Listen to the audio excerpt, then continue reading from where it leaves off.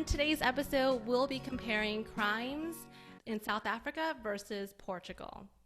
Hi, Tamarin. Thank you so much for being on today's show. We're so happy. Thank you so much for having me. So if you kind of want to go into your story and tell us about your background and where you came from. Okay, so I was born in South Africa. I've been living in South Africa in Johannesburg my whole life. My husband and I got married, we had children, and then we just decided about 5 years ago that we just didn't want to bring up our kids in South Africa anymore, just from a safety aspect.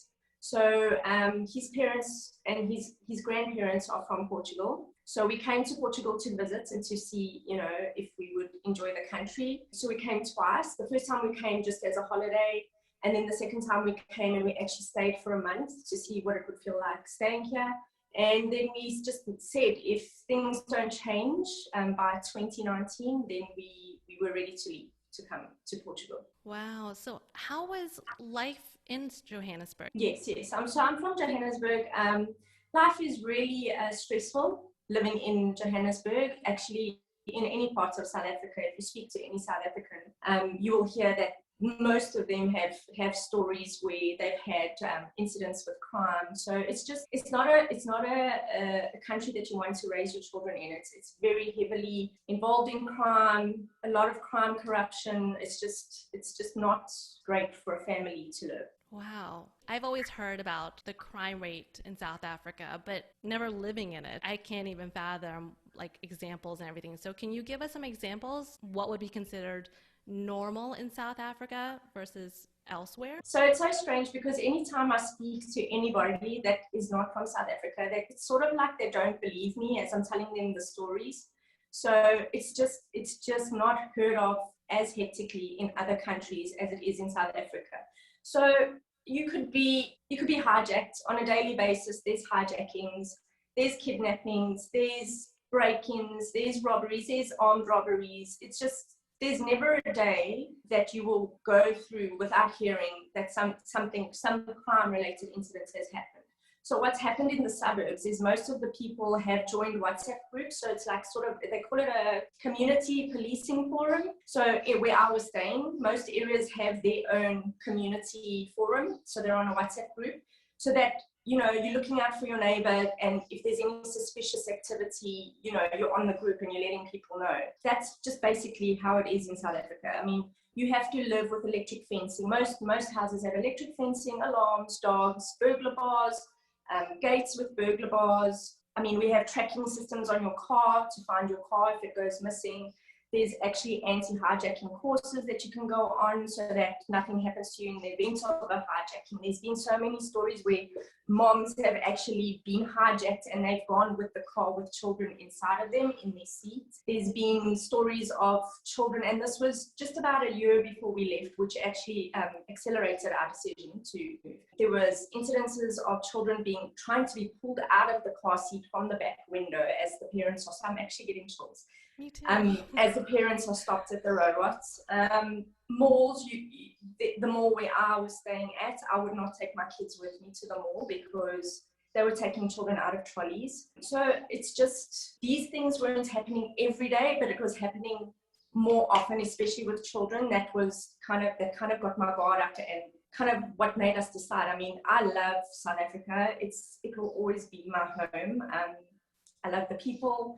I love the energy, I love the country, but it's just not being run properly. I mean, there is just no protection for the innocent, for victims. There's just no protection. After speaking to you on our first call, I was Googling, crime in South Africa just because, like you said, if you don't live there, you have no idea. It's just very you just know surface level stuff, like what you see on the news. But living in the actual moment is completely different. And I was reading carjackings happening when the victim arrives at home, pulls up into their driveway. The person who's following them will, park right behind them so they can't exit and will hijack their car that way or rob them or whatnot. Yes. And I can't imagine living in a situation like I will always have to watch everything around me. I think it's such a privileged thing to say, because if you're not living in an area where it's high crime rate, you don't think twice about if someone's following you, right? Because you're just Correct. thinking like, oh, that person just lives near where I live, Correct. or Yeah. doing the same thing as I am. But to actually have to watch every single moment, especially if you have your children around, have to watch every little thing. I can't imagine not being able to live in the moment of peace. It's not peaceful at all. And the sad thing is that a lot of South Africans that haven't traveled or haven't gotten to experience other countries, they think it's normal. They feel it because it becomes your everyday life. It becomes how you live. That becomes your mechanism to protect yourself. So any South African that lives in a home, they will know exactly what cars belong to which houses. They will know when there's a suspicious vehicle, because you kind of start noticing your surroundings and which car belongs to who.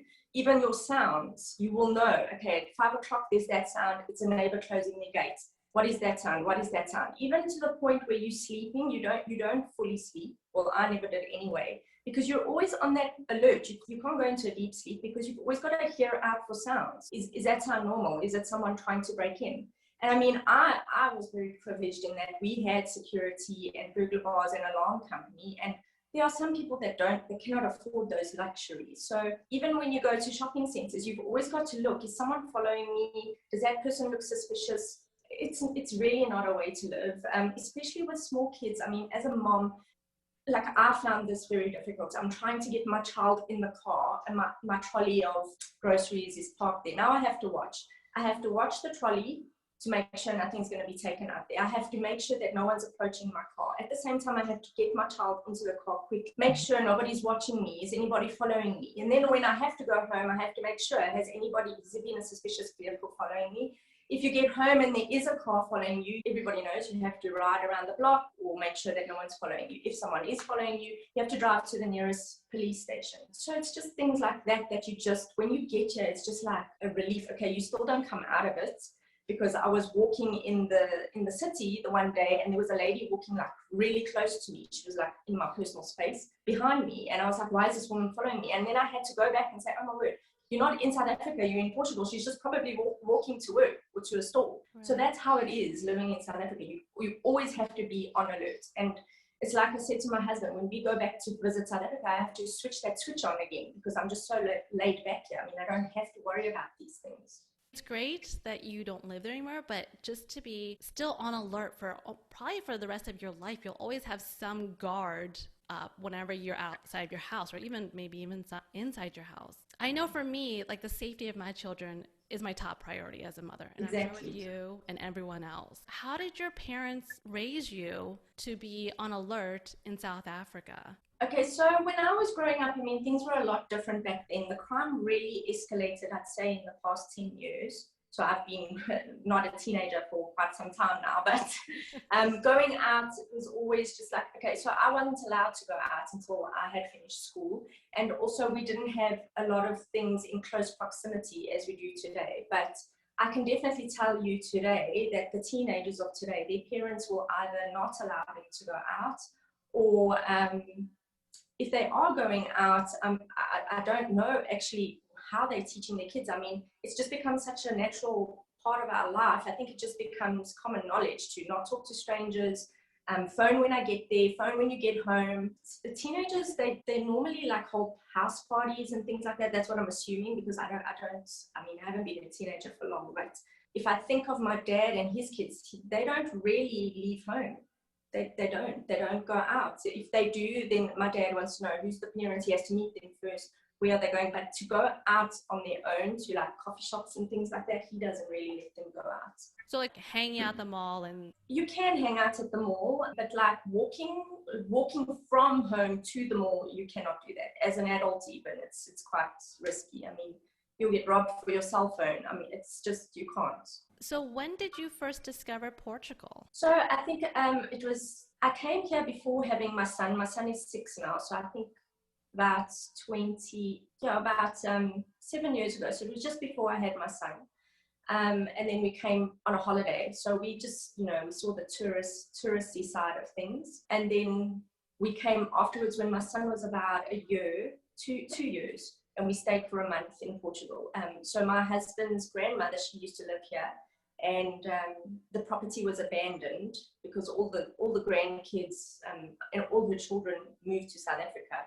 So the property was abandoned, and then we came back here after his parents had renovated, and we stayed here for a month. So what made you finally decide to move to Portugal? I think it was just an accumulation of things back home because after having kids, I think you just have different perspective of it all, especially as your kids are growing older, going to like primary school, from nursery school to primary school. We were worried because as a business owner, my husband, when he was in his 20s, he was kidnapped, and it was one of the employees of his father's business that was involved in it. So because they now were running this business for so many years, and we had children, my husband was worried that the same might happen to one of our kids. It was an escalation of that, and then like he kept on getting broken into in the middle of the night, and then the alarm company would phone him, and he'd have to go at 2 o'clock in the morning to go and open the property so that the security company could go inside and check what was happening. And every time he went, I was just like, I never know whether you're going to come back. I don't know what's going to happen. And it was just like, we couldn't live like that. Even going out, I was like a little stressful. I kept shouting at my son because when we were at the mall, he would want to run. I mean, as natural 2-year-olds want to do. I mean, after he's grown out of his stroller, he wants to run and be free. And I was so paranoid that something was going to happen that I used to shout at him all the time, come and stand here by me, or put him in the trolley, or he wasn't free. So we just said, this is not how we want to raise our kids. This is not how they should be growing up. I love you just kind of like slowly said your husband was kidnapped, like it was a no big deal. It's just I know it's a lot. That's going around in my mind right now, where it's like, wait, her husband was kidnapped, and that just seemed, you just said it so casually. Yeah, exactly. You said it so casually that's just the norm. If my, God forbid, if that happened to my husband or anyone, like my son, my daughters, or whatnot, I don't know if I could just say it so casually, like, oh, I just woke up the other day and, had coffee. Like, it's probably because it's been a while. It happened when he was in his 20s. So, but I think after him having kids, he said no. We never really spoke about it after that. I mean, we were just dating then. And I said to him, don't you think you should go for counseling or something? And he said, no, he's fine. He's lived to see another day. He'll deal with it. And only ever since we came here to Portugal, did he start opening up about it and saying, like, I don't want anybody to experience what I experienced. As a parent, I don't want to experience what my parents experienced. Well, thank God he's safe and it wasn't anything more. But now that you're living in Portugal, were you in any situation where you felt unsafe? Never, not since I've been here. I mean, we live on, like, in the, I think you call it like the more of the farming side of Portugal. Okay, Portugal has, most areas are farms, but we live in like not the city part. So, and we've got this huge veld behind us with no fence. And I'm not worried at night at all. I don't listen out for sounds. I can't tell you what sound is what here. I don't know which cars belong to which houses here. At night I sleep. I've never worried. As much as some of the Portuguese are really paranoid when it comes to safety. They'll say, like, you have to be careful, you must close up here, but we've never felt uncomfortable here, ever. Wow. Yeah. So it's like almost night and day from where you came from. It really is. Since you have 2 small kids, is there anything that you can think of that you can do here that you couldn't even fathom to do down in South Africa with smaller kids? So there's quite a few things. I mean, in South Africa, if you wanted to go to a park or, you just don't go to parks that are not closed off. You can't just go to like the public park here in South Africa. Over here, there's a lot of public parks that you can take your kids to go on the jungle gyms and stuff. There's just a simple thing like my son going on the bus when he was in nursery school to an outing. That freaked me out when we first got here, because I don't know if it's because I've never had one of my children go on a bus, but in South Africa there's a lot of accidents with kids in school buses and stuff, so it's just different. We haven't been able to do a lot because we came here just before COVID. I mean, walking through Lisbon with the pram and my son, him walking ahead of me and being free, that I couldn't do in South Africa. I wouldn't go to a public place and just let him not be near me. With South Africa to compare to Portugal, because your son is 6, you said, right? So yes. Is he in nursery school still, or is he in first grade? I don't know how. He's He's in first grade, or we call it primary school, grade 1. But yeah, he's in first grade. I think it's called Prim 1. Yeah, Yes. first grade. So, would you say that the school in South Africa is equally as safe as the school here in Portugal, or are there different measures of safety that the schools have in South Africa due to the crime rate that you don't see here in Portugal? So in nursery school, it differs. It depends on which nursery school you're going to. But the nursery school that my son was going to, you couldn't enter the doors without a finger scan. You had to go and scan your finger before the school year started, so that you're the only one that can access the school. And over here, I mean, they are still safe. They won't just let your child go off with anyone. They have to know the parents, and if you're sending a grandparent, they have to have met the grandparents. So it's pretty much the same. I just say maybe the systems they use are different. Yeah. So primary school, these teachers, they make sure that my son is going to me. You know, if he comes out of the school, the teacher makes sure she can see me and he comes to me. I'm not grade 1 in South Africa. I think they do that with the grade 1s, but I think as they get older, they don't really. I mean, if I remember from me going to school, nobody was checking that. It was my parent collecting me from the gate after grade 1. I don't think that's a thing. I'm not sure. Did you go to the public system down in South Africa, or was it private? No, public. So do you think now living in Portugal, will you raise your children with the same level of protectiveness as your parents did in South Africa, or do you think you'll give them a little more freedom? It's so difficult because my son is so young, so he doesn't really understand. You know, when we're speaking about and comparing South Africa with Portugal, he picks up on our conversations and then he'll say things like, you know, there's no bad guys here in Portugal. And then we've had to say to him, no, you can't just trust anybody. Even though we're here in Portugal, you still have to know that there are bad people here and you can't just trust everyone. So I think there will always be that thing of safety and making sure that he's guarding himself. I know I will teach him that. I think you have to instill some sort of value for your children to know how to keep themselves safe. Regardless if you're in the safest country ever, there's always going to be some sort of crime, whether it's small crime like pickpocketing or larger crimes. You just never can completely let your guard down. No, you can't. The only difference I would say here in Portugal is I've heard that there's pickpocketing and petty crimes in like the bigger cities. But the thing is that people don't get harmed. They're just taking what they need and they're going. Mm-hmm. In South Africa, if you look up farm murders in South Africa, it's a warning. It's really hectic. The things that they're doing to people, it's just barbaric. It's barbaric.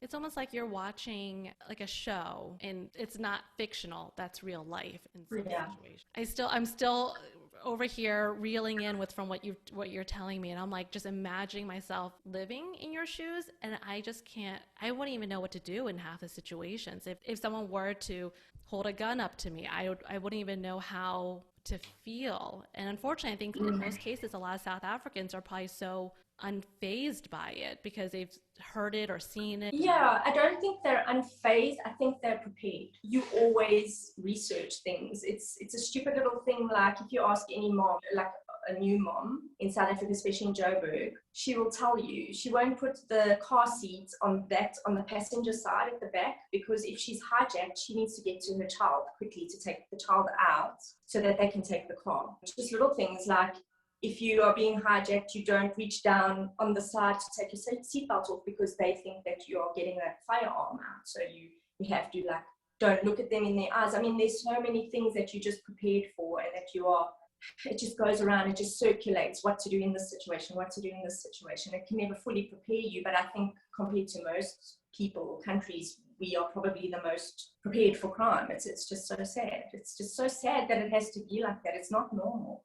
And South Africans, they just accept it because there's nothing else they can do. I always say I'm so blessed, and I never look down on other people that don't have the same opportunity as me. But I'm so blessed that we are able to get away from that. And as difficult as it is to come to a new country that you don't speak their language and you're trying to start up your life again, it's really difficult, but I'd rather have this difficulty than the difficulty of being faced with something else. You can't even compare the two different difficulties. It's very... No. it's night and day with those two. But It really is. so most of your family still lives down in South Africa, or do you have family other than I think your husband's grandmother that probably passed away, or is No, so all my family is in South Africa. My husband has cousins here in Portugal. So they moved first, which also helped us to move. We don't live in the same area as them, but it was nice for someone else to first go and get an experience. And so have you visited South Africa since you guys have moved to Portugal? yeah, so I went last year December over the Christmas period. When you visit South Africa, do you automatically have the same level of guard as you did when you lived there? Or would you say that you're a little more at ease, or are you more alert when you arrive? So I did say to my husband before we left, I said, please, you have to put your switch on when we get off the plane, you know, because we have been so laid back, and we both had two kids. We had two kids with us, so we both had to be aware. So yes, getting to the airport and that, I was automatically in that mode again. Okay, watch everything, watch the kids, watch our bags. Arriving at so I stayed with my dad, but he lives in an estate, which is a lot safer than home. So we didn't get that full experience of being back in South Africa because it's a closed off estate. And then when I so we stayed with him for a week. And then when I went to stay by my sister, which she lives in the suburbs, she actually lived a house away from our house. So it was like we saw our home there. Then, yes, I was back in that mode of listening for sounds and watching cars and who's at the gate. And my goodness, just like you said, the switch, you have to turn that switch back on when you're entering back to South Africa. Yeah. Do you think that your family will ever want to move to Portugal or migrate out of South Africa, or are they pretty much so in love with South Africa, regardless of the crime there, that they'll continue staying there? I don't know. You see, I don't know. I'm hoping that they will move for my own selfish reasons. But yeah, I just pray. I pray that they're not forced to move. That's what I pray. I pray they're not forced to move. And you know, like I always say, everybody has to do what makes their family happy. So I mean, there's just so much to talk about South Africa. It's so heartbreaking, really. When now that I'm doing the interview with you, it's just like I miss my home, but as I'm hearing myself say these things to you, it's like, I don't know, it's just emotional. I know, like I said, I've never visited South Africa, and I'm living vicariously through your perspective, but I'm just imagining just trying to bringing my kids to a store to pick up whatever I need to pick up, you know, and not being able to fully be off guard, you know, knowing that if my kids are out of the house, you know, I have to be 10 times more on alert than if it was just me alone. But even with just me alone, you know, there's a chance for something to happen. Exactly. So and it's so sad because I don't want to be that person that speaks so badly about the country, because it's a beautiful country and the people are beautiful. If South Africans have a really good sense of humor, because I think it's one of their coping mechanisms, and it's just there's a vibe in South Africa that I haven't experienced in other countries. And it's so sad that every time you speak to a South African, it has to be about the crime part, you know. I'm sure if you've interviewed other people from other countries, if you ask them why did they leave, it's other reasons. But with any South African, the reason they leave is because of the crime.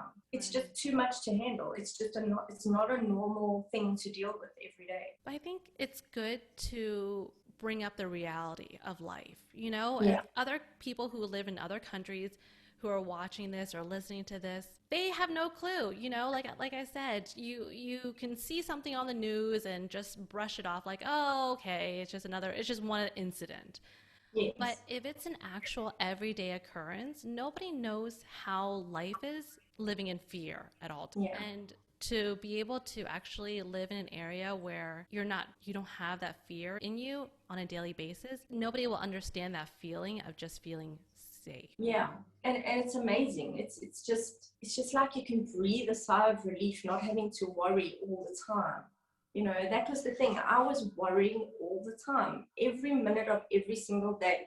It's not just when my kids were with me, it was when they were at nursery school, because then you're thinking, is the nursery school going to be held up? I mean, a simple thing like the first nursery school my son went to, she said to me, the reason we don't put our name on the wall is because we don't want to attract the fact that this is a nursery school. every South African has a way of protecting themselves. So it's just sad that you have to think of things that other people won't have to think about. Like my sister has a nanny at home. She has cameras. I can't explain it to you in one interview. And you have to Google about South Africa, because a lot of it is not, okay, so here in Portugal, if there's a murder or something that happens here, I mean, I haven't seen anything on the news. It makes the news for a week. Right. In South Africa, there are murders every day, and it doesn't make the news. That person doesn't make the newspaper. It's sad. It's like life is just, it's just a thing there. It's not, you don't get valued as a human. I was watching a show, and given, I don't know if you've heard of it, and it's my husband and I, we enjoy the show. What is it? Sorry, what is the show? The show's called 90 Day Fiancé. It's just about people who meet another person overseas, they get engaged, and they migrate over to the U.S. on this K-1 visa, which is like a fiancé visa. Okay. There was a girl who lives in the States and is engaged to a South African. And so she has a son. He's probably, 8 or 9. And so the son is with another father, and then she's pregnant with his child. So they were planning on moving to South Africa. And so the fiancé was kind of showing her all these different apartments. And she, as an American, was so taken back, because she was like, wait, why are there bars on the window? Why are there electric gates outside? Why can he not play outside in the courtyard?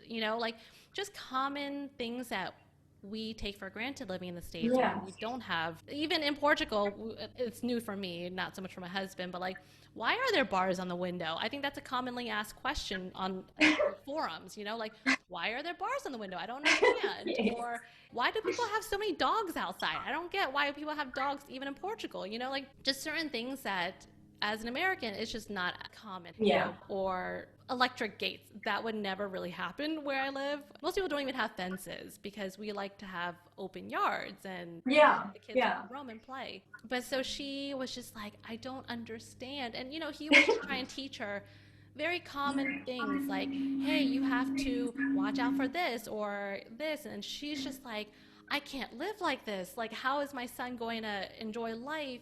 He's so used to being able to run to the neighbor's house without even asking the parents, right? So when we came here to Portugal, what I found strange was the neighbor's grandson. He just came here. Okay, it might not seem strange to you, but for me, it was like he just came here and he just stayed here with us for long. The parents never came to check up on him.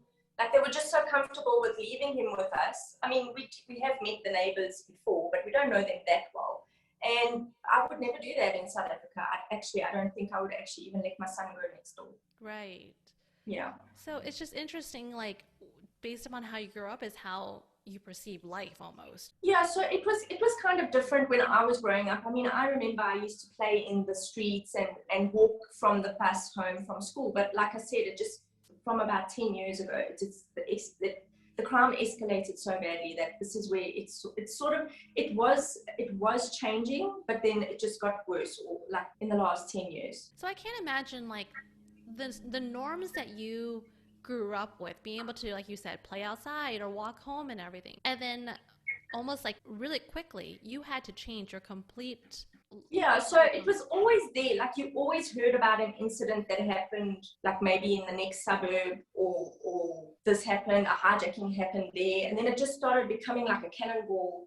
Is that the word? A cannonball effect. It just started getting worse and worse and worse, and coming closer and closer and closer to home, and then eventually it just became the norm. So do you find that the police there are actually trustworthy, as in that's what I'm wondering, because I know you said that you would drive to the police station, but, in that type of situation, I wouldn't even know if I could trust the police or which police officer to trust. Or that's why a lot of South Africans that can afford it, they have alarm systems and alarm companies, because the alarm company will get there and respond to you quicker than what the police will. I suppose in everything there will be good people and bad people, but the South African police service, I think they are so overwhelmed with everything, right, that certain things just become not important. The police service system is just, it's not good. You can't rely on, I mean, they do roadblocks a lot in South Africa to make sure that you've paid your traffic fines and make sure that your driver's license is up to date and the car's registration is all fine.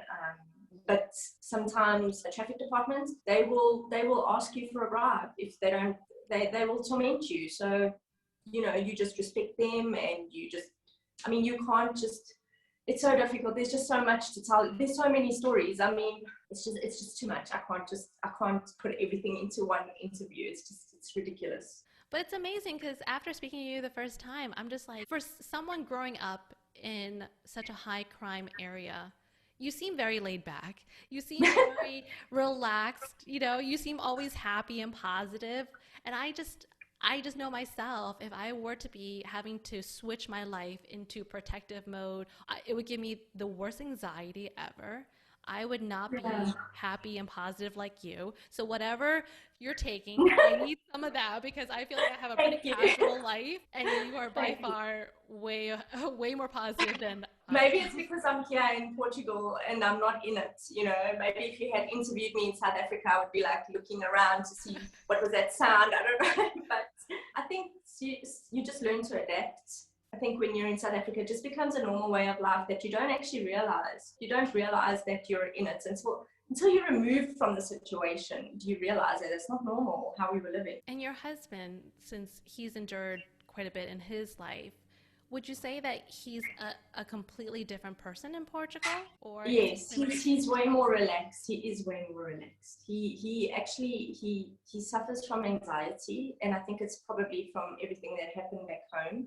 Sometimes he's too relaxed because I'll probably always be a South African mom where I'm like, you can't let the kids do that, and he'll be like, it's fine, there's nothing wrong, It's almost nicer that you live in more of a quieter rural area so that you can kind of slowly break down those walls that you've built up, I guess. Well, so we before COVID happened, we caught the train to Lisbon, which is also just so amazing as a South African because the public transport in South Africa is just terrible. I mean, you can't catch a train.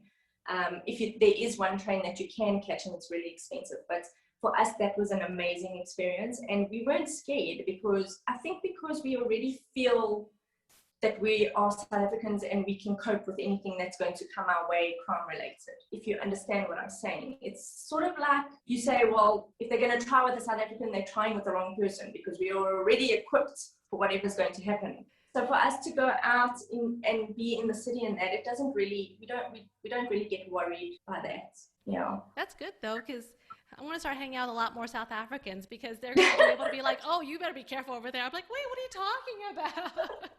Yeah, it's like we have the radar for something that looks suspicious. Right. We used to have a swimming pool in our garden, and I never used to swim in it. I mean, it was boiling hot, and I would wait for my husband to get home because I was always worried that someone was going to jump a wall while I was in the swimming. And over here, we don't have any fence, and my son he's around this yard, and sometimes I just call for him. I just call to see if he's okay, and he answers me, and it's simple things like that. I would never let him be in the yard back home in South Africa on his own. I would always have to be watching him. So when you visit South Africa with your son, and now that he's used to playing outside, when you're over there and he wants to go play outside, how do you...